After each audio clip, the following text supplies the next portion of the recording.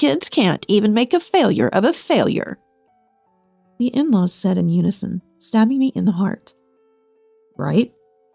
Vincent agreed with the in-laws. I bit my lip and endured this unbearable situation. The in-laws looked at me with a face still eager to complain, laughing vulgarly and loudly. But immediately after, Vincent couldn't hold back his laughter. As Vincent burst out laughing, all the relatives gathered, burst into laughter.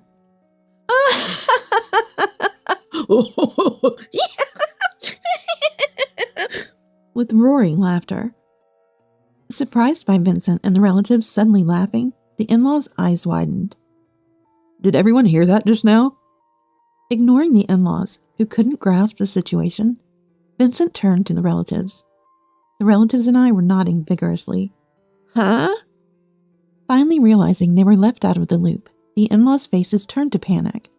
This was my chance. A chance for revenge against the in-laws who had been tormenting and insulting me for so long. I clenched my fists tightly. My name is Heidi. I'm 33 years old and work for a publishing house. Since I was little, I loved books because Mom, my single mother, used to read me picture books. Becoming a literary editor has been my dream since then, and I'm proud to be working in editing now. I've been working at the same company since graduating from college, starting in sales and magazine assignments, and finally moving to literary editing 3 years ago. However, at first, I had no idea what to do in literary editing. Unlike sales or magazine editing, I was unable to make accurate judgments in literary editing. It was Vincent, my husband and colleague in literary editing, who reached out to me then. Vincent was in his 5th year of literary editing and taught me everything I didn't understand. He was very kind to his subordinates and meticulous in his work. He took on the disliked task of training newcomers out of his kindness. Vincent and I began to spend more time together. Our distance inevitably closed. When Vincent invited me to dinner under the guise of work consultation, we ended up enjoying drinks and getting drunk together. We started meeting more in private, and eventually, Vincent confessed his feelings to me. Feeling the same, I joyfully accepted, and we began dating. A year later, Vincent proposed, and we happily became husband and wife. Even after marrying Vincent, I didn't quit my job. Editing is a very busy job, often working late into the night. Though we start work a bit later in the morning, the hours are still overwhelmingly long compared to other jobs. At first, my mother, living far away, was worried, but when I told her I loved editing, she supported me, saying, "If you love it that much, continue even after marriage or having kids." Vincent, understanding the same work, "If it's the same job, I understand, and it's okay." He also encouraged me. That's why I didn't quit after marriage and still work in literary editing with Vincent. I was so happy to have a family with a kind person with the same interests. Little did I know what married life had in store. It all started with a phone call. A month after our marriage, I returned home earlier than Vincent and was preparing dinner when my mobile phone rang. Wondering who it could be, I saw an unfamiliar number. I hesitantly pressed the call button. "Hello?" "Ah, Heidi. Finally you answered. I thought you wouldn't pick up." I frowned for a moment at the sound of my mother-in-law Cassandra's husky voice. My in-laws lived in a town about 3 miles from our house, relatively close by. Since my mother lived in a remote area, I thought of relying on my in-laws if needed. "I've been calling you several times, and you didn't answer." "Ah, I'm sorry about that. I had a habit of setting my mobile phone to silent mode as soon as I got home, so I didn't notice Cassandra's multiple calls. I had only met Cassandra twice before our wedding. During the greeting and the family meetup, and both times she looked at me sternly, as if grading me. That's why I reflectively became uncomfortable around Cassandra and had no interaction with her until today. Apart from that, Heidi, do you know about that super popular cake shop near your house?" "Cake? Oh, the one on TV, right?" "Yes, exactly. Get a cake from there right now and bring it to me." "Right now?" I looked at the clock as Cassandra said this. It was 9:12 p.m. Cake shops aren't open at this time. And if she wanted cake, Why didn't she just go herself tomorrow? Why ask me? I mean, the cake shop is probably closed now. I can go tomorrow, but I have work, so I can't promise anything. While I was thinking about my schedule for tomorrow, Cassandra accused me of being stingy. My legs are bad. That's why I'm asking you. Can't you do a favor for me? Taken aback by Cassandra's sudden stern tone, I stumbled over my words. This was my first real conversation with Cassandra. I didn't know she was the type to command others like this. I can try tomorrow. Just please not today. Huh? Fine. I'll let it slide because you're Vincent's wife. Buy the cake as soon as the shop opens tomorrow. After saying what she wanted, Cassandra roughly hung up. What's with her?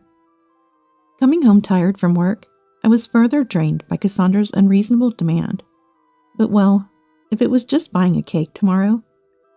I resigned myself to the task and had dinner in our still lovely, newlywed atmosphere when Vincent returned an hour later. The next day, I left home an hour earlier than usual. You leaving already? Yes, I'm a bit swamped at work today. Okay, have a good day. Not wanting to worry Vincent, I lied a little. He saw me off without suspicion. I bought the most popular cake from the shop as Cassandra instructed and delivered it to her house. Oh, you're late. Did you oversleep? Despite me bringing the cake, Cassandra teased me. I was stunned by her nerve. No, I went right when they opened. Sorry for being late. Stop. Don't show me such a depressing face first thing in the morning. I'll graciously accept this then. Without a thank you, Cassandra just took the cake and tried to go inside. I stopped her. Wait. The money for it? Money? There is none. It's fine. You're working and earning, aren't you? Cassandra dismissed my request and slammed the door. I stood there dazed for a while. The cost of the cake wasn't much. But still, isn't it rude not to pay or even thank someone for buying it? Not to mention her belittling remarks. Cassandra's true nature, unknown before marriage, became apparent, and my heart raced. The thought of having to deal with her from now on was daunting. As I feared, Cassandra began ordering me around after the cake incident. Sometimes it was to buy a brand wallet from a department store sale, sometimes to cook for her. Eventually, she demanded a monthly allowance, which exhausted me. Even though we were both working, living in an expensive downtown apartment was a struggle. We were barely managing our daily lives with savings. Sending money was out of the question. I can't possibly do that. I'll bring a cake again. Let's settle for that. Despite my refusal, Cassandra persistently called, asking, Where's my allowance? I grew to dread seeing her calls, but didn't want to worry Vincent, so I said nothing. 2 years into our marriage, the situation continued. Vincent and I had been talking about having children for about a year, but it wasn't happening. Worried, I got checked at a clinic and found the infertility issue was with me. Though not to the extent of being unable to conceive, Vincent and I decided I should take a break from work and focus on conception planning. Conception planning was tough and grueling. I was often pushed to my limits, both mentally and physically. Let's keep trying at our own pace. But Vincent always encouraged me. Tears welled up in my eyes, thinking about how kind my husband Vincent is. With Vincent by my side, I felt I could endure the tough conception planning. With this thought, I decided to stay positive, when suddenly Cassandra called again. Heidi, still no child? I'm eager to see my grandchild. Well, it's impossible for you, isn't it? Why did Vincent even marry you? How can you say that? I was shocked to be greeted with such heartless words upon answering the call. Cassandra started calling daily, pressuring me about having a child. It wasn't just Cassandra. Even my father-in-law made similar calls. If I didn't answer, they would call back repeatedly, forcing me to eventually pick up. I desperately endured the attacks from my in-laws. However, Vincent noticed something was off and asked me one day, Is something wrong? I had intended not to tell Vincent about Cassandra, but his kind inquiry broke the dam holding back my emotions. Vincent, actually, I confessed about the orders and sarcasm I'd been receiving from Cassandra since our marriage, including the current attacks about the allowance and child. Tears naturally flowed, revealing all the frustration I had been holding back. It must have been hard for you. I'm sorry I didn't notice sooner. After listening to my story, Vincent apologized with a sorry look. Looking at him, I noticed tears in Vincent's eyes too. No, it's my fault for not telling you. That's not true. I had no idea you were suffering so much. I can't forgive this. It's been a long time since I've been this angry.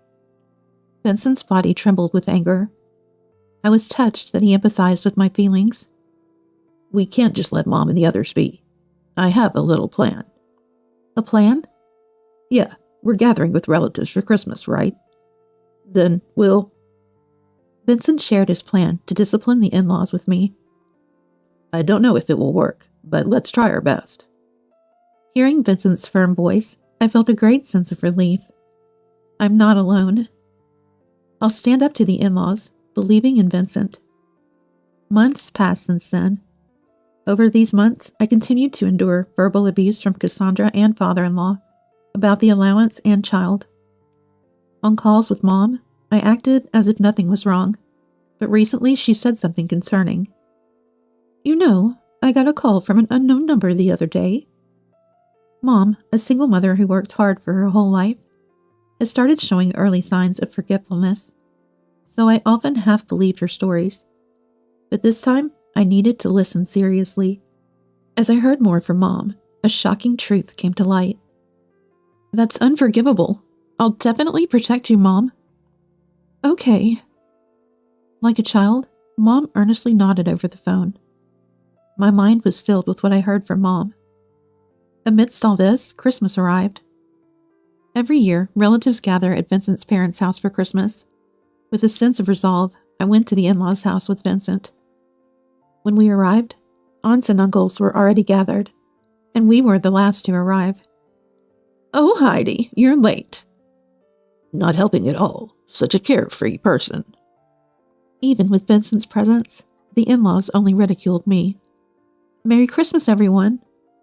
Ignoring their snide remarks, I merely greeted them formally, to their apparent annoyance. Then, I helped with meal preparations and joined the relatives at the dining table. Father-in-law was distributing champagne to everyone. However, I refrained from drinking the champagne. At that, the in-laws sharply glared at me, saying, What's the matter, Heidi? Got a complaint? Not drinking the champagne we offered. What kind of daughter-in-law are you? That's because... Caught off guard for being berated for merely not drinking champagne, I could only bow my head in front of all the relatives. Eventually, the in-laws opened their mouths again and let out an annoyed ah sound. You can't even have children. A complete failure. The in-laws' united accusation pierced my heart. That's right. Vincent also agreed with the in-laws. In this unbearable situation, I bit my lip and endured. The in-laws looked at me with a face eager to complain more, laughing vulgarly and loudly. But just then, Vincent couldn't hold back his laughter. As Vincent burst out laughing, all the relatives gathered burst into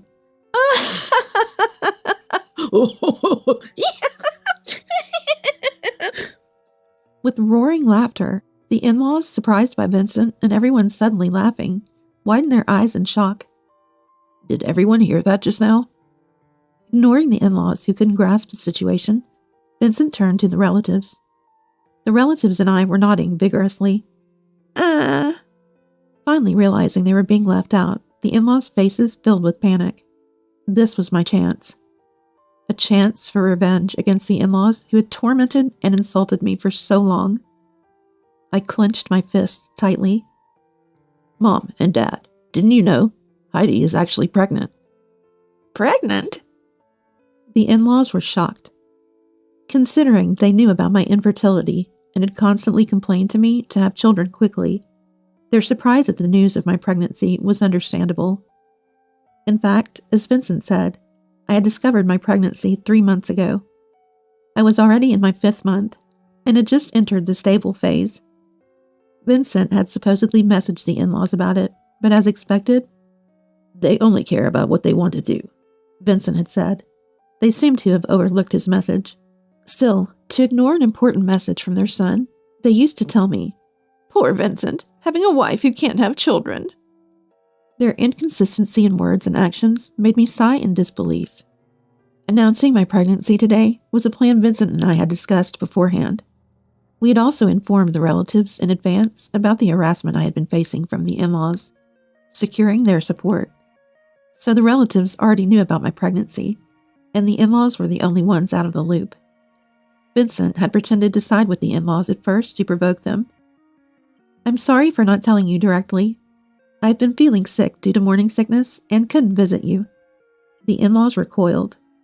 "What? We didn't hear about this. Hey, why are we the only ones who didn't know?" "That's right. It's so rude. That's what happens when you have a senile mother." Despite their own failure to notice the message from their son, the in-laws blamed me for not knowing about the child. But what caught my attention more than being blamed by Cassandra's comment? "Cassandra, how did you know my mom is senile?" "Huh?" That's right. Cassandra had just referred to my mom as senile. Mom's recent onset of forgetfulness was a new development, and I hadn't told anyone but Vincent. It was odd that Cassandra knew about it. Cassandra's shoulders twitched for a moment. "I just guessed, thinking it must be the case with Samantha." But then she brazenly retorted. But such an excuse didn't convince me.